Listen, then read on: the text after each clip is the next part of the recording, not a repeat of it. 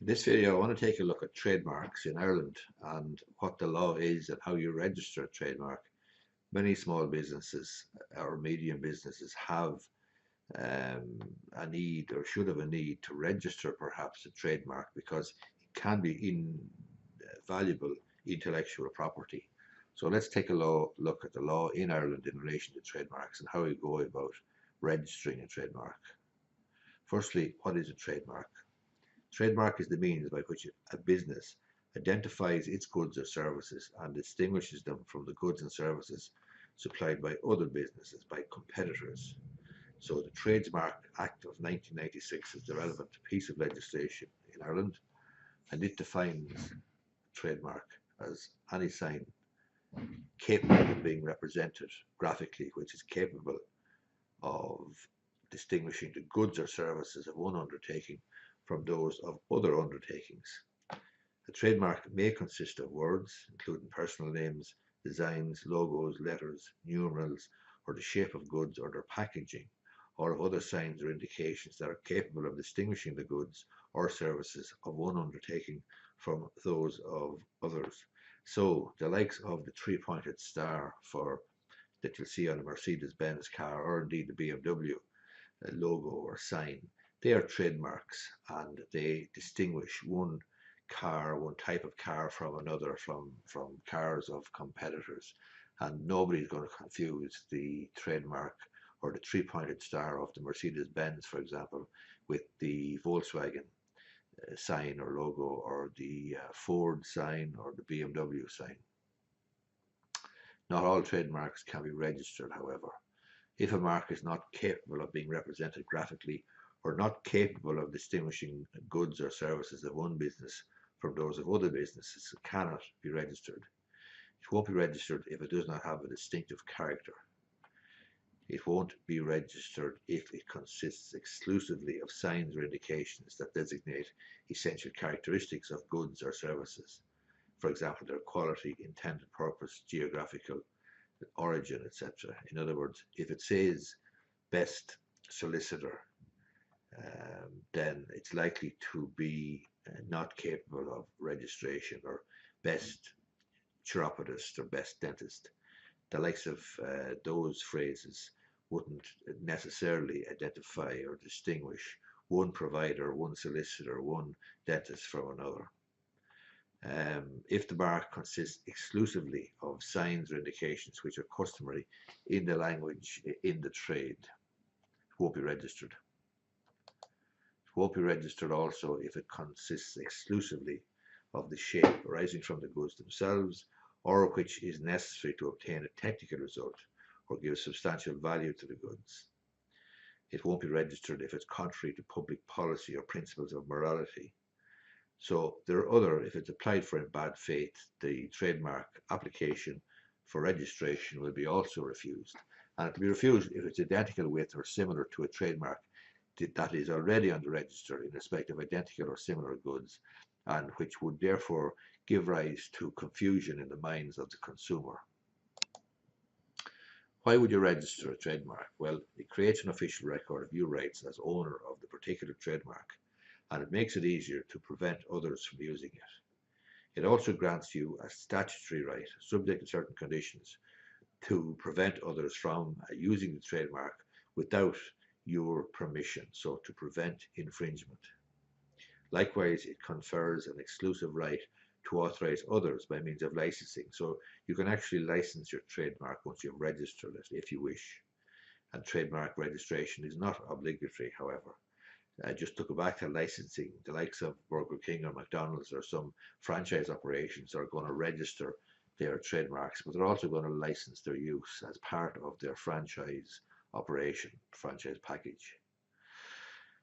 An unregistered trademark, if you use a particular brand for some period of time, then you may actually have an unregistered trademark, and if someone infringes your brand or trademark, you'll still have legal recourse to protect your trademark.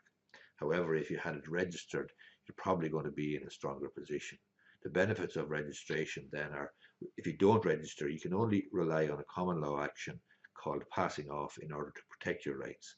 Whereas if you register the trademark, you've got the statutory protection in accordance with the Trademark Act of 1996.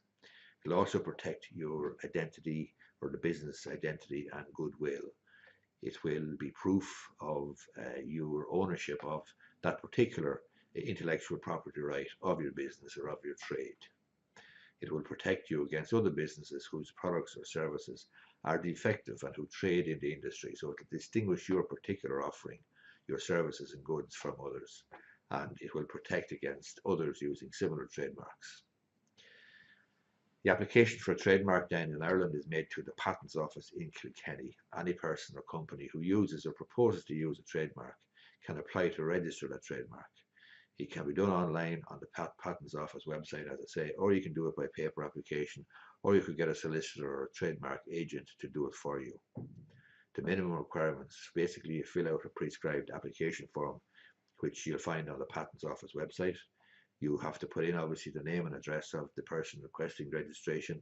You have to put in the actual trademark, so that will be your logo or perhaps a formulation of words, and I'll show you one in a minute that I've actually just registered. And you need also to set out the class of goods or services that you're looking for protection in. So if I'm a solicitor and I'm looking to register a particular trademark, and I did so fairly recently, well then I'm going to be looking for protection in a class of services involving the provision of legal services. I don't care about painting and decorating, for example, or dentistry or physiotherapy or anything of that nature. So you pick your class, and the number of classes that you pick, the number of categories of protection that you're looking for, that will determine to an extent what the fee to the Patents Office will be. The application will be then examined by the Patents Office as to its registrability. So they essentially do a search against your trademark and against to see whether there are similar or identical trademarks already registered either here or abroad, and then decide whether having regard for the previous criteria I've mentioned there, where refusal can happen, whether you're going to be granted the trademark registration or not. If you refuse, you will get a chance to put your case, put your side of the story, put forward why you should be allowed it, and the Patents Office is open to argument, logical, rational argument. Or alternatively, you could amend your application. So it may be obvious from the feedback that you get, from the threatened refusal that you get, what you actually need to do. So you may need to add or subtract something from your trademark application. If it's accepted, then the application is accepted for registration. Details of the mark will be published in the official journal. This is an ad that goes into the official journal of the Patents Office or Trademark Office or whatever you call them.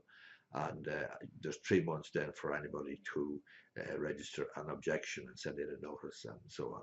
Each side then, the applicant and the opponent, would be given an opportunity to file evidence in support of its case, and the question of whether the mark should be registered is ultimately a matter for a senior official of the Patents Office. How long does it last? Initially 10 years, but it can be renewed, so it can actually last indefinitely. So if you feel that this intellectual property would be useful for your business, then it's something that you should consider registering. A community trademark then is effective across the EU. It's effective across 27 EU states. The great thing about the community trademark is that you only have to make one application. You don't have to apply in 27 states. You apply in one, and the single application will do for all 27 states and any new members. You also have one single administrative centre, and you have one language to deal with.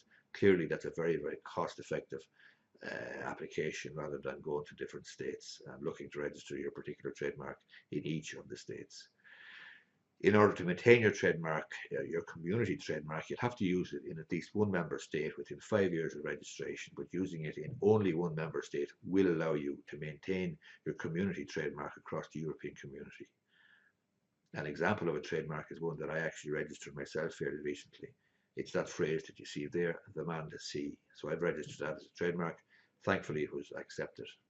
I would now use that on a lot of my online marketing and my websites, and perhaps in some of my literature, and perhaps my Facebook pages and so on. I can, but clearly the man to see is it's a trademark that I just happen to like and think it's effective enough, and I want to associate it with me so that people, when they're searching online, will actually assume that I am actually the man to see. Why? Because it says so. My name is Terry Gorry. I'm an Enfield. I hope you like this video. I hope you find it useful. If you do, you might give it a thumbs up down below, share it with a friend, and subscribe to my YouTube channel, where I have a lot of videos about all aspects of Irish law. Thanks for watching.